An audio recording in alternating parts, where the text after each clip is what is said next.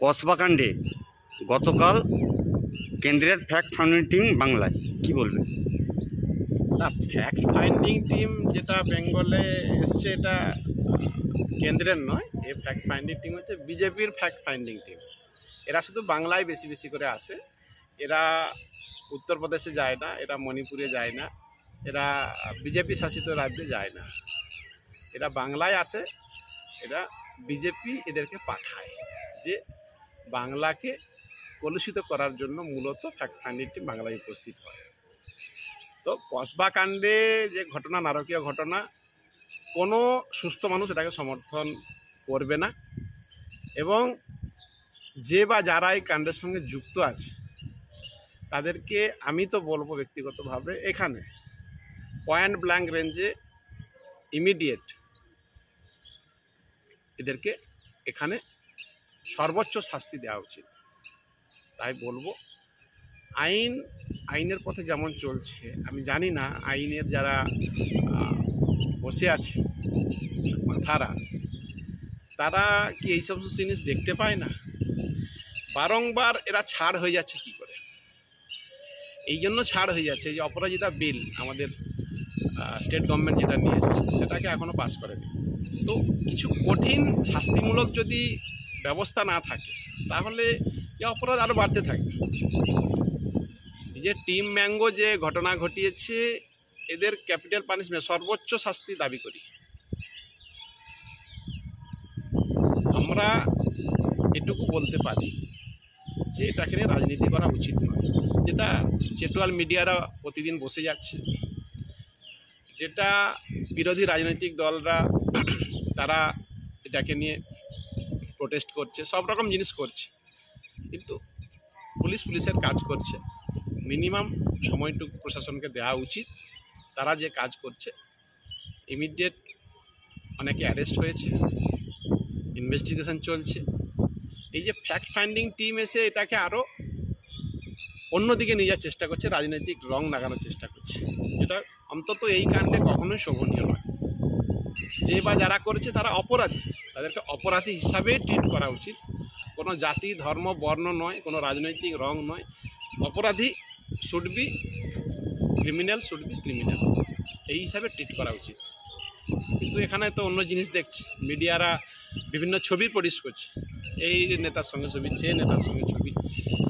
তো এরকম তো বহু ক্রিমিনালদের সঙ্গে বিজেপি লিডারদের ছবি আছে, সিপিএম লিডারদের ছবি আছে। তাহলে ছবি নিয়ে কিছু প্রমাণিত হয় না।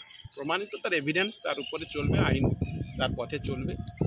তো এদের এই হচ্ছে মোদ্দা কথা। এরা হচ্ছে আমাদের যে কোনো ঘটনা, বাংলায় যে কোনো ঘটনা ঘটবে, এরা হচ্ছে সেটাকে সরকারের ব্যর্থতা প্রমাণ করার জন্য উঠে পড়ে লাগছে। ফ্যাক্ট ফাইন্ডিং টিম, চেটোয়াল মিডিয়া, রকম অপবাদ দেওয়া, কালিমালিপ্ত করা, সব রকম প্রচেষ্টা করে। আমার পরিষ্কার বক্তব্য একটা, অপরাধকে অপরাধ হিসাবে ট্রিট করা উচিত এবং তার অপরাধীদের শাস্তি, যারা মহামান্য বিচারকরা আছেন তাদেরকেও বলবো আরেকটু সিনসিয়ার হওয়ার জন্য। হয়তো বেশি বলে ফেলছি, হয়তো বলা উচিত নয়, কিন্তু তবুও বলবো যে মানুষের শেষ আস্থার জায়গা বিচারালয়, সেই জায়গা যদি ঠিক না হয়, বারংবার কেন এই অপরাধী ছাড় পাবে? বারংবার কেন এই ধরনের ঘটনা ঘটবে যদি না দৃষ্টান্তমূলক শাস্তি হয়?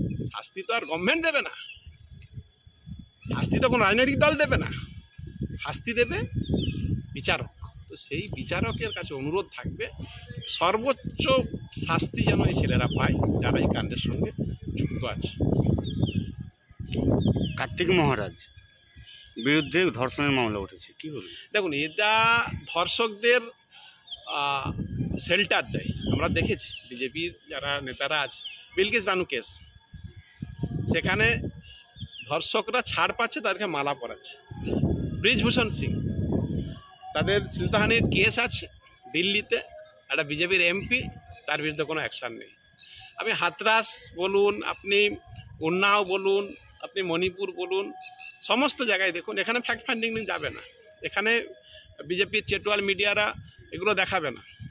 বাংলায় কি করছে শুধু দেখাচ্ছে। বাংলায় মানুষ মমতা ব্যানার্জির প্রতি আস্থা রেখেছে, আগামীতেও রাখবে।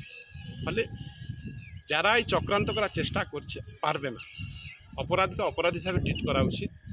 কারণ কোনো গভর্নমেন্ট, কোনো দল, কোনো অপরাধীকে এইভাবে বলে দেয় না যে তুমি অপরাধ করো। কোনো দিন কেউ এটাকে সমর্থন করবে না।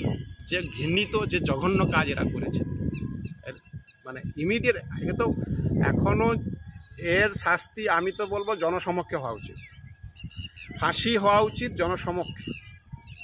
রাস্তায় দাঁড় করিয়ে যদি বিচারক ফাঁসি দেয়, বলবো জনসমক্ষে ফাঁসি, যাকে একে দেখে আগামীতে যেন কেউ সাহস না পায় এই ধরনের কাজ করার, ঘৃণিত কাজ করার জন্য কোনো সাহস না দেখা। এই অপরাজিতা বিলটাকে ইমিডিয়েট পাস করানো উচিত এবং খুব দ্রুততার সহিত এর বিচার হওয়া উচিত, এটাই দাবি করছি।